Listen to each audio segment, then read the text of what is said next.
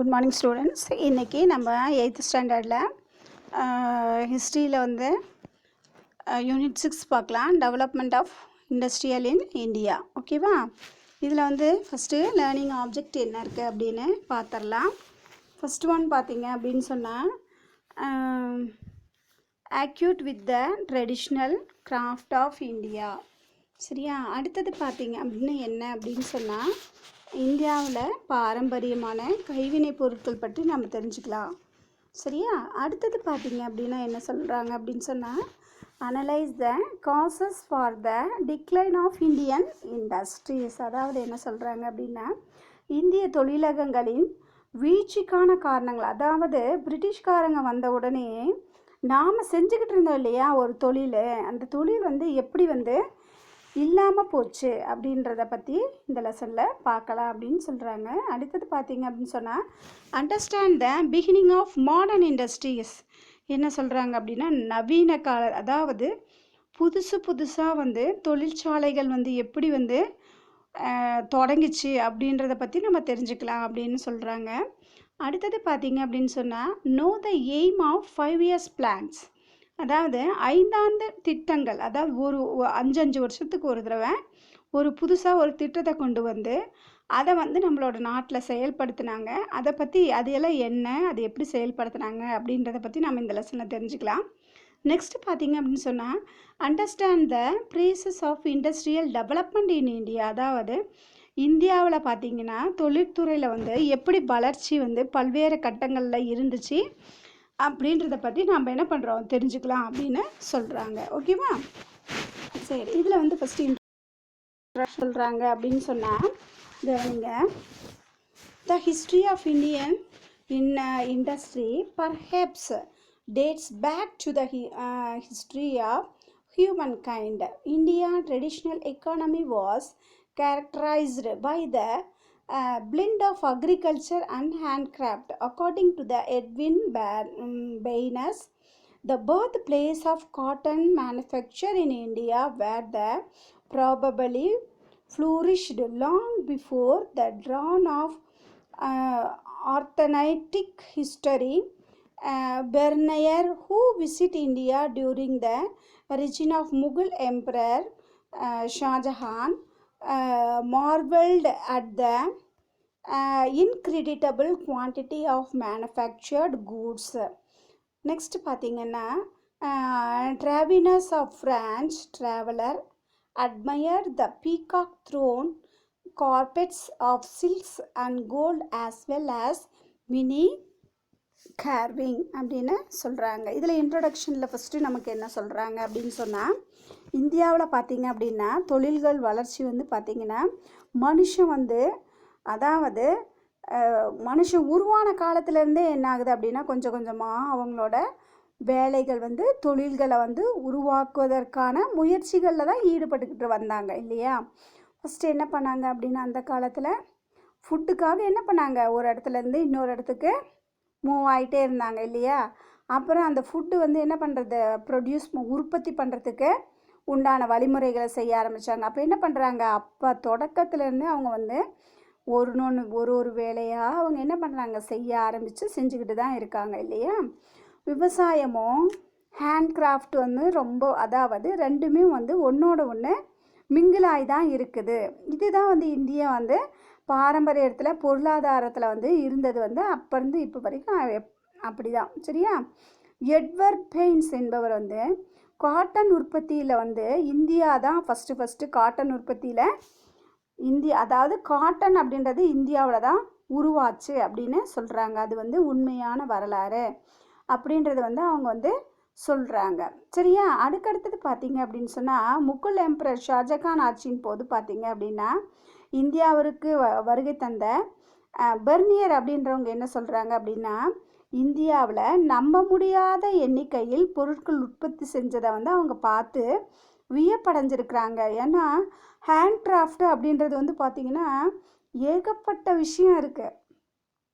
எப்படி அப்படின்னு சொன்னால் மண் பானையில் இருந்து மண்ணில் வந்து சிலைகள் செய்யறதுலேருந்து உலோகத்தில் சிலை செய்யறதுலேருந்து அதுக்கப்புறம் பார்த்திங்கன்னா பனை ஓலையை வச்சு கூடைகள் தட்டுகள் சரியா? அப்படியே அதாவது கைவினை பொருட்கள் அப்படின்னா செஞ்சுக்கிட்டே இருக்கலாம். அந்த அளவுக்கு வந்து விஷயங்களும் அதே மாதிரி சொல்லிக்கிட்டே இருக்கலாம். அதே மாதிரி வியந்துக்கிட்டே இருக்கலாம். அந்த அளவுக்கு நம்ம இந்தியாவில் பார்த்தீங்க அப்படின்னு சொன்னால் கைவினை பொருட்கள் வந்து அவ்வளோ சிறந்து விளங்கினவங்க நம்ம இந்தியாவில் இருக்கிறவங்க. சரியா? அதையும் வந்து அவர் பார்த்து என்ன பண்ணியிருக்காரு, அப்படியே வியந்திருக்காரு. சரியா? அதே மாதிரி பார்த்தீங்கன்னா பிரான்ஸ் நாட்டிலேருந்து தவர்னியர் அப்படின்றவங்க இந்தியாவுக்கு வந்தபோது இந்தியாவோட மயிலாசனம், அதாவது ராஜாங்க உட்கார்ற ஒரு சேர்ன்னு சொல்லுவாங்க இல்லையா, அதுக்கு பேர் ஆசனம் அப்படின்னு சொல்லுவாங்க. சரியா? அந்த ஆசனம் பார்த்திங்கன்னா அப்படியே மயில்லையே உருவாகினது. சரியா? அதாவது மயில் மாதிரி செஞ்ச ஒரு சேர். அந்த சேர் வந்து பார்க்கும்பொழுது பார்த்தோன்னா அவ்வளோ அழகாக இருக்குமா அந்த இது. அது வந்து இப்போ வந்து என்னாச்சு அப்படின்னு சொன்னால் பிரிட்டிஷ்காரங்க கிட்ட இருக்காது. அது நம்ம வாங்கணும்னு சொல்லி ரொம்ப ட்ரை பண்ணிகிட்டு இருக்காங்க. சரியா? அதே மாதிரி பட்டு, தங்கத்தினாலான தரை விரிப்புகள், தங்கத்திலேயே செஞ்ச தரை விரிப்புகள், இதெல்லாம் பார்க்கும்பொழுது பார்த்திங்கன்னா அவ்வளோ அழகாக இருக்குமா. அதே மாதிரி எல்லாமே கையில் தான் செய்வாங்க. ஓகேவா? அடுத்தது பார்த்திங்கன்னா நம்மளோட சிலைகள், சிற்பங்கள், ட்ராயிங் பண்ணுறாங்க இல்லையா, அதுவும் பார்க்கும்போது எப்படி இருக்குமா, அவ்வளோ அவங்களால, அதாவது வெளிநாட்டுக்காரவங்க அதை பார்க்கும்போது அவங்களுக்கு அவ்வளோ ஆச்சரியமாக வியப்பாக இருக்கும் அப்படின்னு சொல்கிறாங்க. சரியா? நெக்ஸ்ட்டு பார்க்கலாமா? Traditional craft of India. இதில் பாருங்கடா கண்ணா, மிஸ் வந்து காமிச்சிருக்கேன் பாருங்கள். இதெல்லாமே வந்து பார்த்திங்க அப்படின்னு சொன்னால் எல்லாமே கையால் செய்யப்பட்ட பொருட்கள் தான். நம்ம அந்த காலத்தில் பாருங்கள் மண் பானைகள் இருக்குது. அதே மாதிரி அந்த மண்பானையில் எவ்வளோ வேலைப்பாடுகள் செஞ்சுருக்காங்கன்னு பாருங்கள். மரத்தால் வந்து பொம்மைங்க செய்வாங்க, மரத்தால் வந்து விளையாட்டு சாமானங்க, காரு, அப்புறம் ஏரோப்ளைன், அந்த மாதிரி பொருட்கள் செய்வாங்க. அதுக்கப்புறம் பாருங்கள் சிலைகள் எல்லாம் செஞ்சுருக்காங்க பாருங்கள். அதுக்கப்புறம் பாருங்கள் இதெல்லாம் செய்கிறாங்க பாருங்கள், அவங்களே எல்லாம் செய்கிறாங்க. அதுக்கப்புறம் என்ன அப்படின்னு சொன்னால் ஹேண்ட் கிராஃப்ட், அதாவது இந்த மூங்கில்ல செய்யக்கூடிய சேரு, அதெல்லாமுமே பார்த்திங்கனாலும் அதுவும் வந்து நம்ம இதில் தான் வரும். சரியா? சரி, இப்போ நம்ம அதை பார்க்கலாம். Traditional craft of India. The craft in India has a rich history.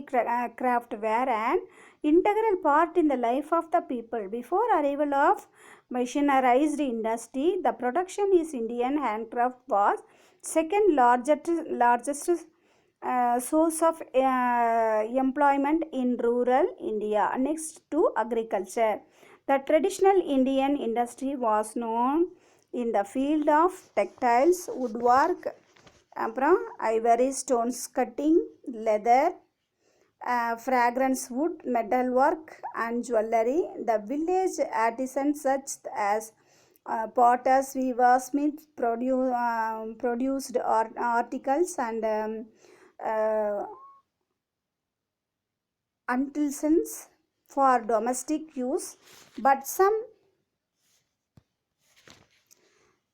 specialized goods were produced for domestic and international market. Some such specialized goods produced were cotton, textiles, and the muslin, wool, silk and metal articles. India were famous for the fine quantity of cotton and silk cloth. There are reference made in many scholarly work in the profession of the weavers, the tailor and the dyer. Certain centers of metal industry were quite well known. For the example, Sarasarada was known as the bell metal, Vanguard for tin industry, and Dhaka was identified as muslin cloths. சரியா? இதில் வந்து என்ன சொல்கிறாங்க அப்படின்னு சொன்னால் இந்தியாவில் பார்த்திங்கன்னா handcraft வந்து ஒரு சிறந்த வரலாற்றை கொண்டது. இது வந்து பார்த்திங்க அப்படின்னு சொன்னால் மக்கள்கிட்ட பார்த்திங்கன்னா வாழ்க்கையில் அக்ரிகல்ச்சருக்கு அடுத்தபடியாக வந்து பார்த்திங்கன்னா நம்மளோட ஹேண்ட்கிராஃப்ட் தான் இருந்தது. அதாவது இயந்திர தொழிற்சாலைகள் வர்றதுக்கு முன்னாடி எல்லாமே கையில் தான் செஞ்சாங்க. விவசாயத்துக்கு அடுத்த நிலையில் பார்த்திங்கன்னா கைத்தொழில் தான் இருந்தது. அது வந்து பார்த்தோன்னா வில்லேஜில் இருக்கவங்களுக்கு ஒரு மிகப்பெரிய வேலைவாய்ப்பை கொடுத்துச்சு. சரியா, நெசவு செய்கிறது, மர வேலை செய்கிறது, தச்சு வேலை செய்கிறது, இதெல்லாம் வந்து மிகப்பெரிய கற்களை வந்து வெட்டுறது, தோலை வந்து பதப்படுத்துறது, அதில் வந்து வாசனை மரங்களில் செய்கிறது, அதில் வந்து சேரு டேபிள் அதெல்லாம் செய்கிறது. சரியா, அடுத்தது உலோகங்களை உருக்கி சிலைகள் செய்கிறது, அப்புறம் நகை செய்கிறது. சரியா, இந்த மாதிரி எல்லாமே பார்த்திங்க அப்படின்னா கிராமப்புறத்தில் இருக்க மக்கள் வந்து எல்லா வேலைகளையுமே செஞ்சுட்டு இருந்தாங்க. அது மட்டும் இல்லாமல் பானை தயாரிக்கிறது, அப்புறம் இதுவும் வந்து என்னது வீட்டு வேலைகள் எல்லாமே செஞ்சாங்க. அதுக்கப்புறம் வீட்டுக்கு தேவையான பாத்திரங்கள் உற்பத்தி செய்கிறாங்க. இது எல்லாமே வந்து வெளிநாடு உள்நாட்டு சந்தையில் வந்து விற்பனை செய்கிறது. அதுக்கப்புறம் பருத்தி துணி, அப்புறம் மஸ்லின் துணிங்க, கம்பளி, பட்டு இதெல்லாம் செய்கிறாங்க. சரியா, பருத்தி மற்றும் பட்டு ஆடைகள் வந்து நம்ம இந்தியாவில் தான் உருவாக்கினாங்க. நெசவாளர்கள், தையல்காரர்கள், சாய தொழிலாளர்கள் எல்லாருமே என்ன பண்ணாங்க, சேர்ந்து ஒரு குரூப்பாக என்ன பண்ணாங்க, எல்லா வேலையும் நீட்டாக செஞ்சுக்கிட்டு இருந்தாங்க. சரியா, அதில் பார்த்திங்க அப்படின்னா நிறைய விஷயங்களில் வந்து நம்ம வந்து ரொம்ப ஃபேமஸாக இருந்தோம். இதில் வந்து வெண்கலம் வந்து சௌராஷ்டிராவில் வந்து வெண்கல பாத்திரங்கள் வந்து அதிகமாக உற்பத்தி பண்ணாங்க. அதே மாதிரி வந்து தரக தொழிற்சாலை வந்து பெங்காலில் அதிகமாக இருந்தது.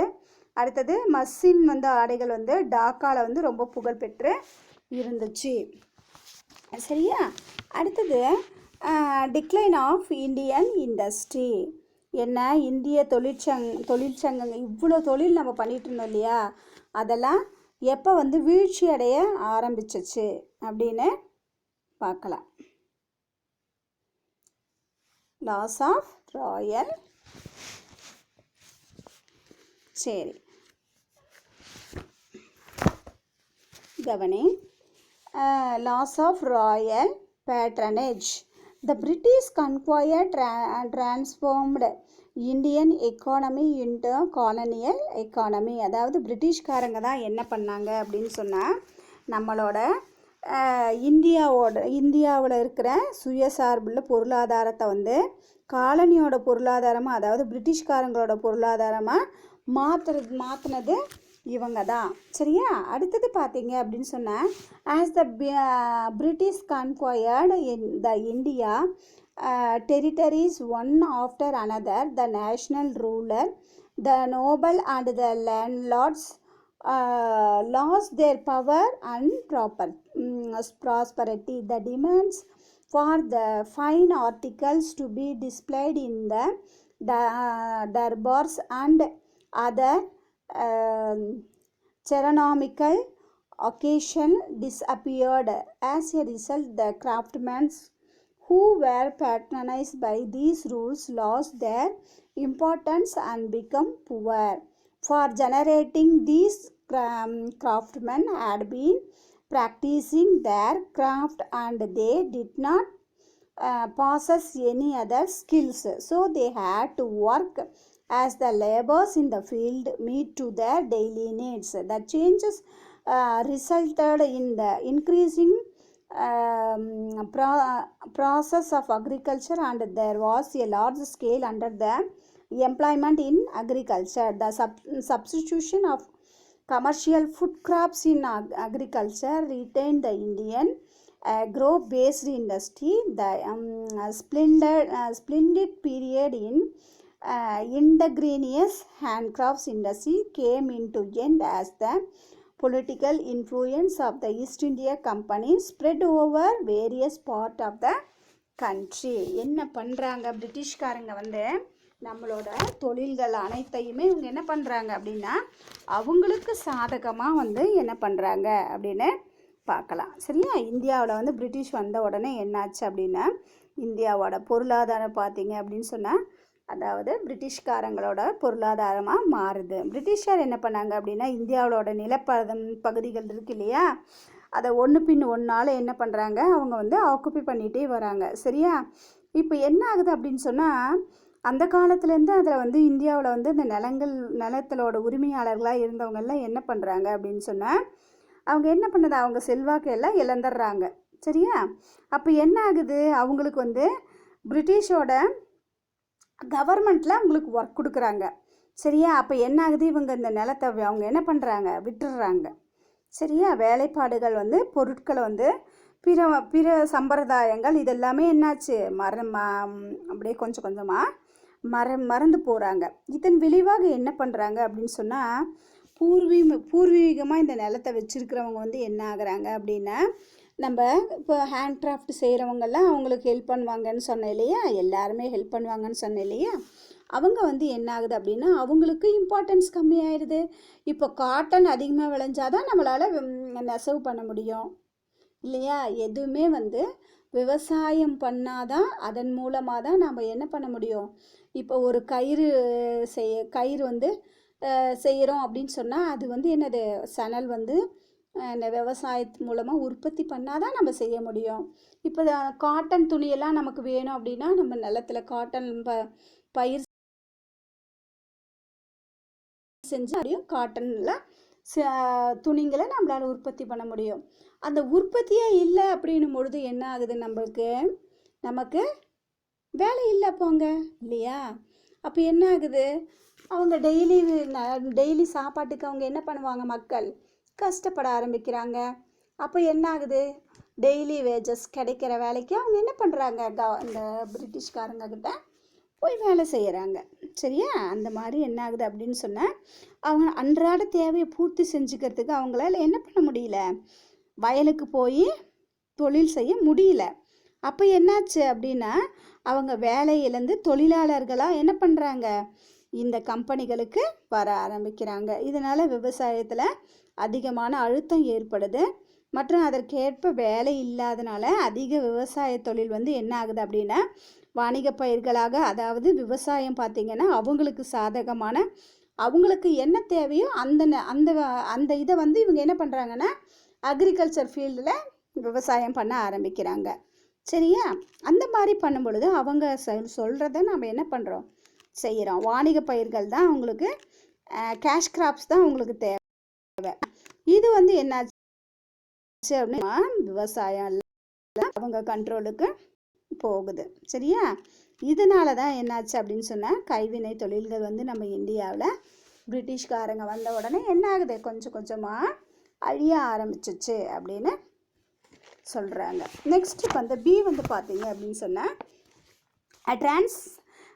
transition from produce to exporter of raw material.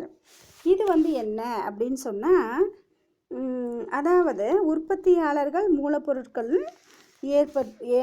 ஏற்றுமதியாளர்களாக மாறுதல். அதாவது என்னென்னா உற்பத்தி செய்கிறவங்க என்ன மாதிரி மாறுறாங்க, அதாவது ரா மெட்டீரியலை வந்து டிரான்ஸ்போர்ட் பண்ணுறவங்களா மாறுறாங்க. Indian handcraft that had made the country famous collapse under the colonial rule. This was mainly due to the competition posed by the machine-made goods that were imported from Britain by the British rulers. The ruling British turned India as the producer of the raw material for the industries and market of their finished product. Moreover, the railway and roadways introduced by the British facilitated in the movement of finished product to reach the remote part of the India and the procurement of raw material from these parts.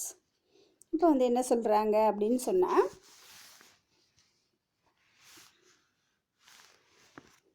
அதாவது நாட்டில் என்ன பண்ணுறாங்க அப்படின்னா நம்ம நாட்டை அதாவது நல்ல நிலைமை கொண்டு வரணும் அப்படின்னு கைவினை பொருட்கள் எல்லாத்தையும் என்ன பண்ணுறாங்க அப்படின்னா பிரிட்டிஷ்காரங்களால் என்னாச்சு, எல்லாம் சரிஞ்சு போச்சு இல்லையா? பிரிட்டிஷ்காரங்க என்ன பண்ணுறாங்க அப்படின்னா பிரிட்டன்லேருந்து எல்லா பொருட்களும், அதாவது இயந்திரங்கள் தயாரிக்கிறது, இப்போ வந்து வீல் தயாரிக்கிறது, மெஷினரிஸ் எல்லாம் தயாரிக்கிறது, அதெல்லாம் என்ன பண்ணுறது அப்படின்னா அங்கேருந்து பொருட்களை கொண்டு வந்து இங்கே என்ன பண்ணுறது நம்ம இந்தியாவில் அதை வந்து ஃபினிஷ் பண்ணுறது. இப்போ வந்து பார்த்திங்க அப்படின்னு சொன்னால் ஒரு காரு, இப்போ வந்து ஒரு காரு, சரியா, அந்த காருக்கு உண்டான பார்ட்ஸ் எல்லாமே எங்கே பண்ணுவாங்க, அவங்க கண்ட்ரியில் பிரிட்டன்லேருந்து எல்லாமே பண்ணி கொண்டு வருவாங்க. பிரிட்டிஷ்காரங்க அவங்க நாட்டிலேருந்து அந்த ரா மெட்டீரியல்ஸ் எல்லாம் கொண்டு வர்றது. இங்கே கொண்டு வந்து என்ன பண்ணுறது அப்படின்னா, இங்கே வந்து அந்த பார்ட்ஸ் எல்லாம் செட் பண்ணி காராக உருவாக்குறது. புரியுதா? அப்போ வந்து என்ன ஆகுது அப்படின்னா, இந்த காரை உருவாக்குறாங்க. ஃபார் எக்ஸாம்பிள் மிஸ்ஸு சொல்கிறேன் கண்ணா, இதை ஒரு காரு ஃபார் எக்ஸாம்பிளுக்கு சொல்கிறேன். இப்போ காராக இங்கே ஃபினிஷ் பண்ணுறது, அந்த கூட்ஸை வந்து கொண்டு வந்து இங்கே ஃபினிஷ் பண்ணி திரும்பி என்ன பண்ணுறது, அவங்க கண்ட்ரிக்கு கொண்டு போகிறது, அந்த மாதிரி. சரியா? இந்தியாவில் தங்கள் தொழில்கள் வந்து மூலப்பொருட்களின் உற்பத்தியாளர்களாகவும் தங்கள் தயாரித்து கொண்டிருந்த பொருட்களை வந்து இவங்களுக்கு என்ன பண்ணுறது, இவங்களுக்கே இங்கே விற்கிறது. நம்மளோட நம்ம அவங்க கொண்டு வந்த பொருளெல்லாம் நமக்கு அறிமுகப்படுத்துறது. இந்த மாதிரி சென்ட்டு, அப்புறம் இந்த கோட் ஷூட்டு. சரியா? அந்த காலத்தில் நம்ம வந்து full and full cotton dresses தான் போடுவோம். சரியா? காட்டன் ட்ரெஸ் தான் போடுவோம். அதுக்கப்புறம் பிரிட்டிஷ்காரங்க வந்தவுடனே நம்ம என்ன மாடர்ன் ட்ரெஸ்ஸு, சுடிதாரு, அப்புறம் என்னது நிறைய இப்போலாம் போடுறோம் இல்லையா, ஜீன்ஸு எல்லாம் மாறிடுச்சு இல்லையா. அந்த மாதிரி நம்மக்கிட்ட புதுசாக நம்மக்கிட்ட கொண்டு வந்து அவங்க என்ன பண்ணுறாங்க, அறிமுகப்படுத்துகிறாங்க. சென்ட்டு இல்லையா, பர்ஃப்யூம்ஸு, அப்புறம் க்ரீம்ஸு, அப்புறம் சன்ஷைன் லோஷன்ஸு, இதெல்லாம் என்ன பண்ணுறது, நமக்கெல்லாம் இதெல்லாம் தெரியாது கண்ணா. நம்ம வெளிநாட்டிலேருந்து எல்லாம் நம்ம வாங்கிட்டு வந்து நமக்கு அப்போ விற்பாங்க. சரியா? அதை நம்ம என்ன பண்ணுறது, நம்ம ஆச்சரியமாக பார்த்து வாங்கி நாம் யூஸ் பண்ணி பழகிட்டோம், அவ்வளோதான். ஓகேவா? சரி, அடுத்தது போலாமா கண்ணா? சரி, அடுத்தது the competition of machines made goods. Textile was the oldest industry in India.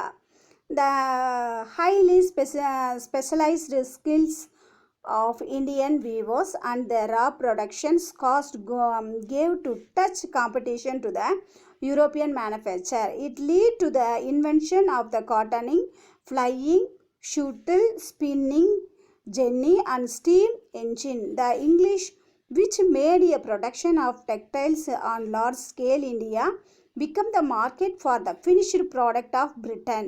As a result, peasants who had supplemented their income by part-time spinning and weaving had to now really only the cultivation. So they lost their livelihood. Moreover, the Indian goods made with primitive technique could not complete the industrial goods made in England. இதில் வந்து என்ன சொல்கிறாங்க அப்படின்னு சொன்னால், வந்து அதாவது இந்தியாவில் வந்து ரொம்ப பழமையான தொழில் வந்து நெசவு தொழில் இல்லையா. இந்த நெசவாளர்கள் வந்து ரொம்ப மிகச்சிறப்பு வாய்ந்த திறன்களை வந்து வச்சுருந்தாங்க. அது வந்து இப்போ பார்த்தோன்னா குறைஞ்ச உற்பத்தி செலவு. அதை வந்து என்ன பண்ணுறாங்கன்னா, யூரோப்பிலேருந்து வரவங்க உற்பத்தியாளருக்கு வந்து ரொம்ப கடுமையான போட்டியாக இருக்குது. நம்மளோட கிளாத்து, நம்மளோட இதெல்லாம் பார்த்தோன்னா ரொம்ப காட்டன் கிளாத்து தான். அவங்கெல்லாம் பார்த்தோன்னா ரொம்ப கிராண்டாக உற்பத்தி பண்ணி என்ன பண்ணுவாங்க, கொண்டு வந்து விற்பாங்க. அப்போ என்ன ஆகுது அப்படின்னு சொன்னால், அதுக்கு தான் வந்து அதிகமாக ஆசைப்படுவாங்க மக்கள். நம்மளோட காட்டன் வந்து இது என்ன ரொம்ப நாம்ளே பார்த்தோம் அப்படின்னு சொன்னால், நம்ம ஒரு கடைக்கு போகிறோம் அப்படின்னு சொன்னால் அப்படியே ஜிகுன்னு இருக்க ட்ரெஸ்ஸு பார்க்கும்போது நமக்கு எப்படி இருக்கும், அது மேலே தான் நமக்கு இன்ட்ரெஸ்ட் போகும் இல்லையா.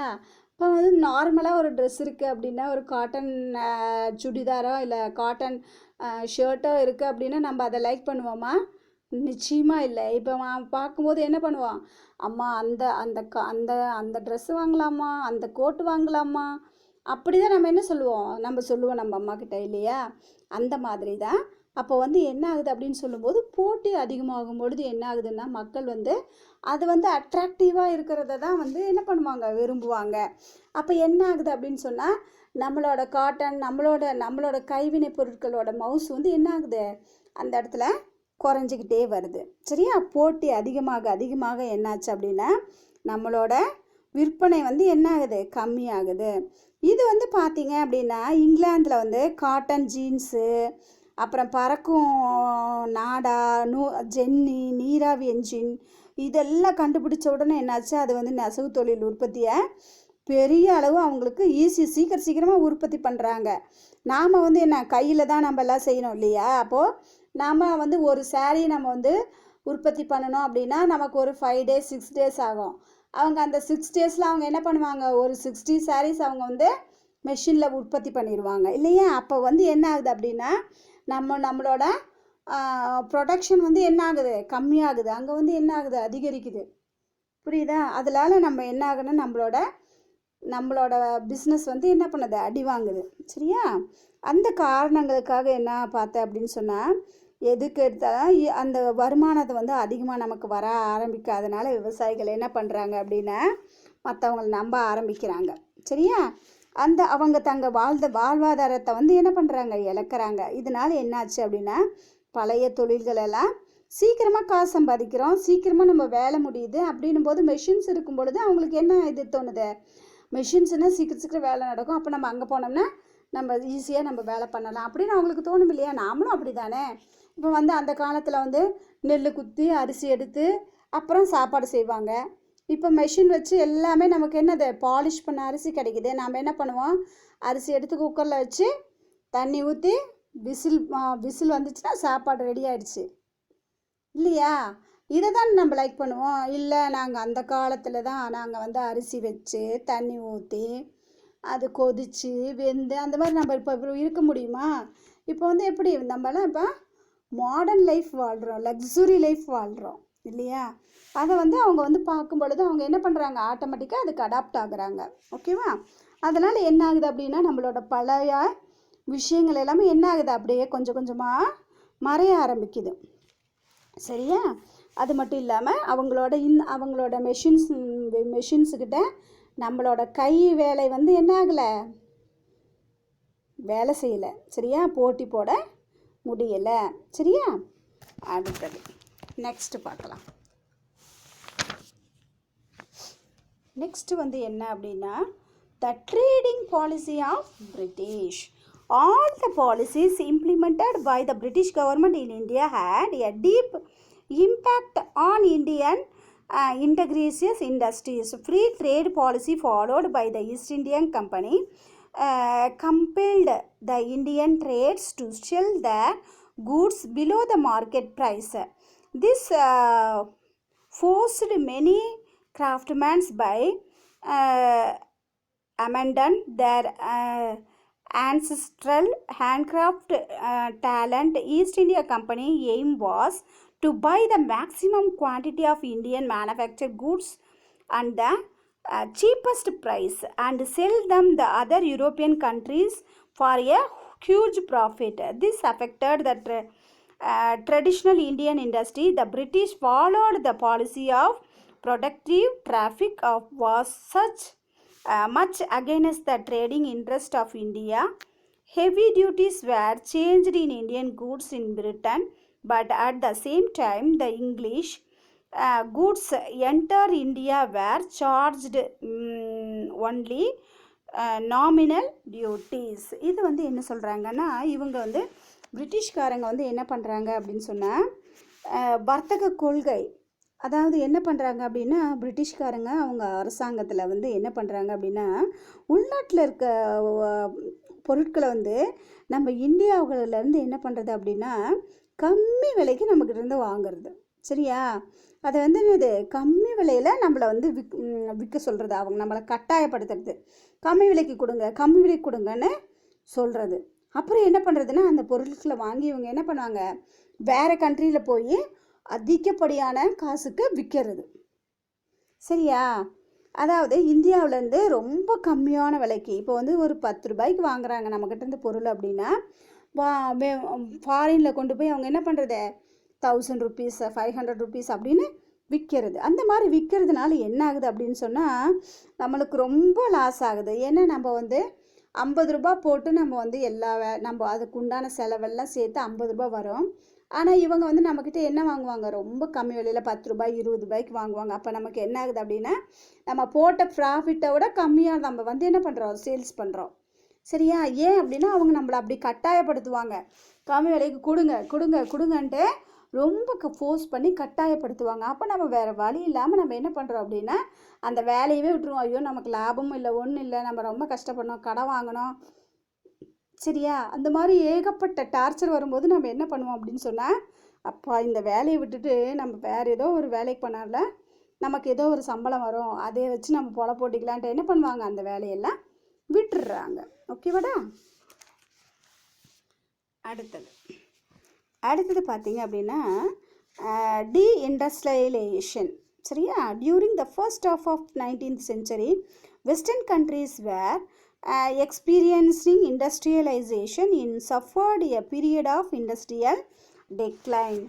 The process of disruption of traditional Indian craft and decline in national income has been referred to as industrialization. The Indian domestic industry could not have withstood foreign competition, which was backed by the powerful industrial organization, big machinery, large scale production. The difficulties in Indian industries was complicated further by the constructions of Suez Canal, because of which transport cost was reduced, which made by the British goods cheaper in India. The main cause for the decline of the handcraft industry was the greatest employment opportunity and income gathering effort of the modern factories.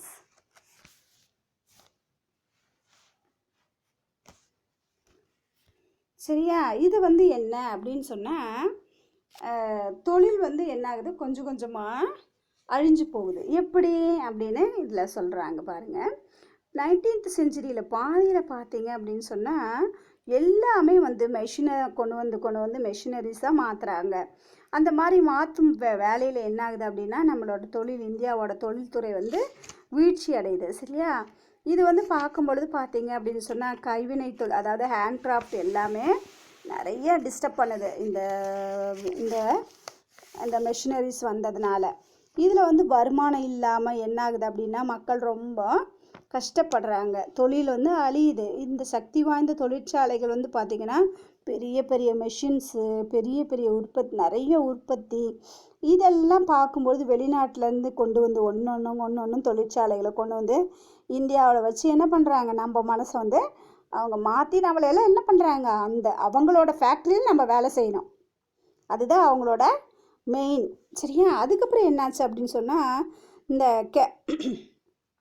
Suez கேனலு இதெல்லாம் பார்த்தீங்க அப்படின்னு சொன்னால் நிறைய இண்டஸ்ட்ரீஸ்லேருந்து கட்டுமானத்துக்குன்னு நிறைய தொழில்துறைகளை மேலும் சிக்கலை கொண்டு வருது. சரியா? இது என்ன பண்ணுறாங்க அப்படின்னு சொன்னால் போக்குவரத்து செலவு இதெல்லாம் குறைக்கணுன்றதுக்காக என்ன பண்ணுறாங்க, இந்தியாவில் பிரிட்டிஷ்காரங்க அவங்க நம்மளோட பொருட்களை ரொம்ப மலிவாக என்ன பண்ணுறாங்க, எல்லா வேலையும் நம்மக்கிட்ட வாங்குறாங்க. சரியா? இது என்ன ஆகுதுன்னா வேலை வாய்ப்பு, வருமானம் ஏற்றுறது எல்லாமே என்னாச்சுன்னா ஒன்றுமே இல்லாமல் நம்ம இந்தியாவில் போச்சு. ஓகேவா? நெக்ஸ்ட்டு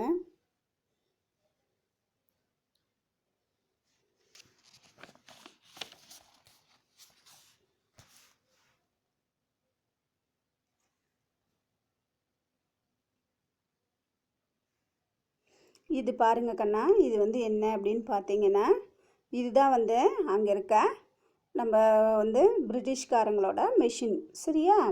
இது பார்த்தீங்க அப்படின்னு சொன்னால் உங்களுக்கே நல்லா தெரியும்.